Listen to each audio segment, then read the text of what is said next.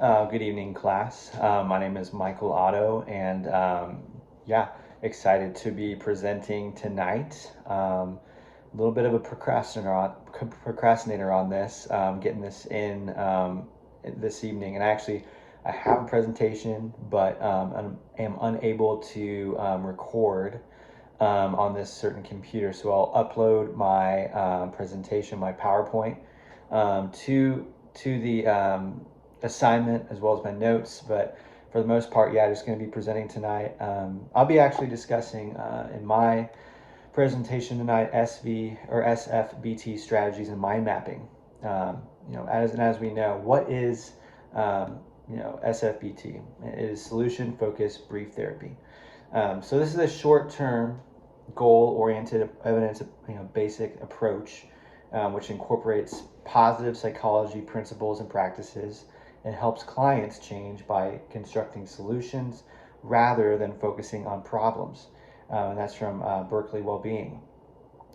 Yeah, so this form of counseling, this approach of counseling really tries to help the client really discern and come up with some solutions, some not like quick fixes, so to speak, but really being goal oriented. And so today I'm going to be discussing within solution focused brief therapy one of the strategies tied to that called mind mapping.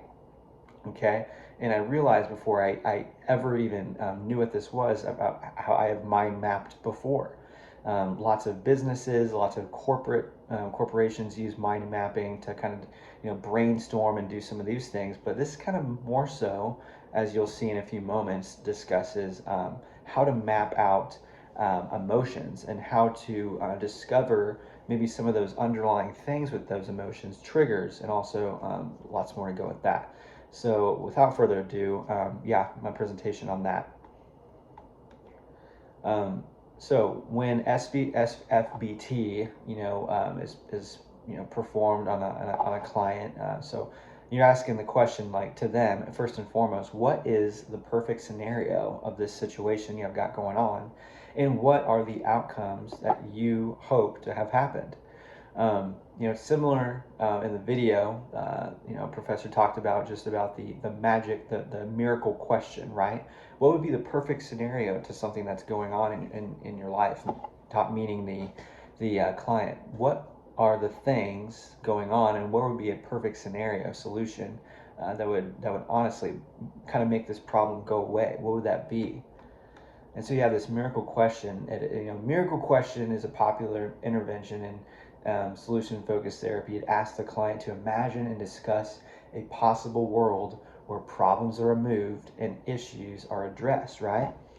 Unknowingly, this is something that actually happened to me in counseling a week or two ago.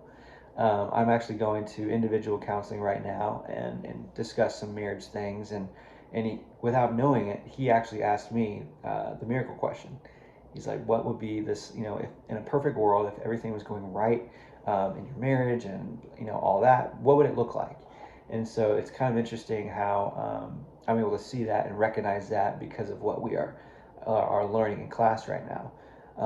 But yeah, so miracle question is honestly just, perfect scenario of what is happening in your life, whether it's, marriage or your job, or what would make, again, this problem go away. I kind of gave you guys an example, but kind of going to mind mapping. Mind mapping is this, again, this strategy of SFBT that uses, again, us having a central idea, a central problem or a central thought, and really what you're doing is you're using your creativity, you're using collaboration, you're planning, you're analyzing, you're doing all these different things to really just map out for someone the emotions that are tied to this central thought or central idea. Okay, and so mind map. Here's a couple things about mind mapping, if you weren't aware. So your central idea again, it goes in the middle of the paper while you draw all the supporting ideas and branches, okay? And then similarly, you can develop the central theme for every level and draw branches on top of it. So essentially, this thing can go as deep or as shallow as you want. Um, Hoping, at least you would have a central thought, and then outside of that, have at least three or four um, thoughts branches from that, but you can go as deep as you want, and I actually have an example that you'll be able to see in my PowerPoint here in a moment. But so similarly, you can draw this for lots of different things. It allows connections to new topics and new ideas, um, and you can explore ideas in a creative and an organized manner. And unknowingly, I do these all the time. I'm using these when I'm looking at different brainstorms for new ideas in student ministry, or I'm not wanting to do a pros cons list per se, but wanting to use something that kind of organizes my thoughts. And for our the people that we're ministering to, whoever that may be, it helps them kind of put into a clear, concise way, essentially like what is the main thing that they're struggling with, or what is the main thing they're wanting to talk about, and it kind of helps them organize, some thoughts, organizes, maybe some emotional ties, or emotional issues that are tied to this thought that they didn't realize. Because really, what our main goal for this is to help them realize and to understand, probably for themselves. Honestly, it's honestly not like we're trying to give them the answers. It's them discovering through different means on their own how to come to a solution. So we're just kind of introducing it to them. Um, how to create a mind map, I kind of already discussed that, but first you have the core topic at the center of your diagram, and your main subject could be a project or an obstacle that you're working through, any issue that you're desiring solutions for, or a concept that you were trying to understand, right? And so those are just a few examples, and I actually have one that's on my presentation that I'll have you guys take a look at when I upload this, but I called it the William West Study. I just changed the name of one of my students. I have several seniors this year that are graduating, and they are just in the obstacle of trying to figure out where they're going to land after this school year. What are they going to do? What do they hope to be at? And a lot of our students is college, honestly. I mean, but I put together a mind map of honestly some things that I've heard from a certain student and a couple others about. And in the center of this, I have the conflict, which is deciding what to do, what to pursue after high school. Because eventually they're going to graduate, God willing, and they're going to need to figure out what they're going to be doing with their lives.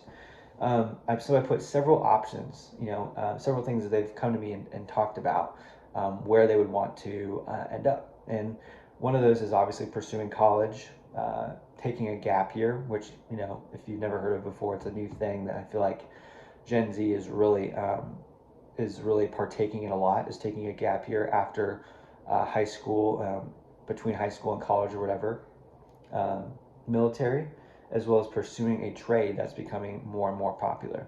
So pursuing college, under that I put a cost of traditional college rising. That's been some things, some issues. Seeking community after high school, possible more school after their undergrad, and these are just thoughts that they've talked to me about. Possibility of student loan debt, more than a possibility for some. Parents not able to help pay for school, and that would maybe honestly come off of the branch of student loan debt, an issue tied to that. Process of applying for scholarships, and that could go right along with it. And then taking a gap year. This can look like lots of things, but honestly, I hear more of students that are wanting to pursue it. I actually have a couple of students from previous years that have done this, but pressure possibly from parents against this idea, um, and feelings of being left behind possibly from their friends who are a lot of them going off to traditional colleges and whatnot, needing to get a full-time job during.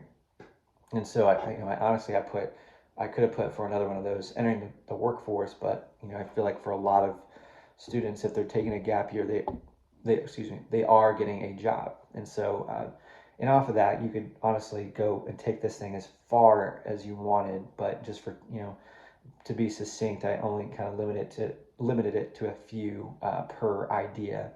And the next one, pursuing a trade.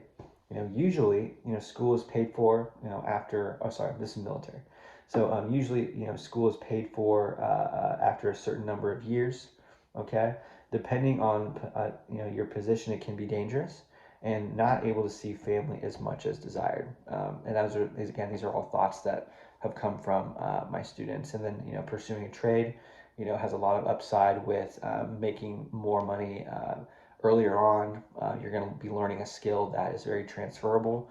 But you're also, again, for some of these students, they're worried about missing out on that college experience, that community.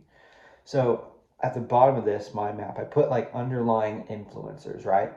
I put down, difficulty making large life decisions on their own. This is just a fact, and they're coming to me for help and guidance and whatnot.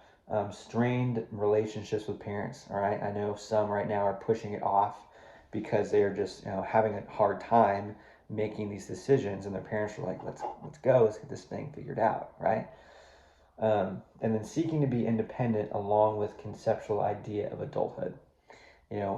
Essentially wanting to make the big boy decisions or big girl decisions, but honestly not them understanding, how to fill out a FAFSA or how to, the application process or the myriad of things that come with becoming a young adult. So yeah, that's kind of an example of making decisions, of some of the decisions that a lot of my students are making. So that is an example of a mind map. And you can also mind map emotions. And so you'd start off in that central thought or idea. What emotion are you currently feeling? Okay. And so the first branch, it can be an emotion or something that, triggered this emotion. The second branch could be, even analogies or metaphors for emotions, secondary emotions, or being reminded of past experiences. And then thirdly, repeat the process and reflect on each of the branches and secondary process until we have a greater understanding of what we are feeling and why. And so, it's a great way for people that you're, mentoring, that you're working with, for ways for them to organize their thoughts and emotions, as I've already discussed. And I have a picture example with my presentation. So here are the benefits of mind mapping during SFBT therapy. It helps uncover possible negative core beliefs about themselves or others and how they can affect, everyday life with those around them. All right, and then identifying these trigger reactions and the root cause, which I mentioned earlier, but the underlying root cause of their emotions helps them understand and track those. The mind map can serve as a direct to focus on the cause and effect of relationships for each issue, and then begin how to alter the patient's thinking or bringing it to the forefront. And so, essentially, I think it's an amazing tool for us to use with those that we're working with.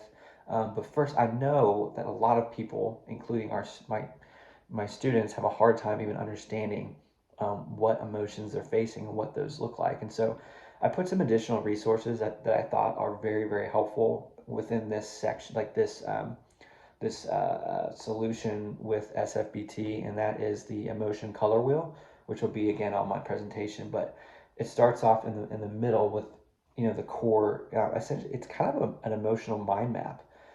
You at the very beginning or in the very center have different emotions. Sad, mad, scared, joyful, and there's a few others. And off of that, it branches off into a bunch of other ones.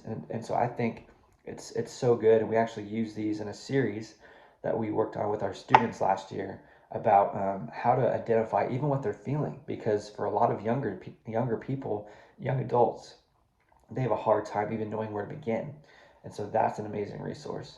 Another one that I thought was really, really interesting and helpful is an app that you can download on your phone for free called How We Feel. And again, that app is called How We Feel. It's a free journal for overall mental health created by scientists and engineers and psychologists. And it's an application, that assists users in identifying and using precise words to describe how they're feeling, spotting trends, and you're supposed to honestly use it every single day so that it can kind of tell you some trends that they're seeing. So it's quite interesting. I just started using it this week. I heard about it at a conference I was at. But to kind of close here, mind mapping is an amazing offshoot of SFBT therapy. I think it's used quite often.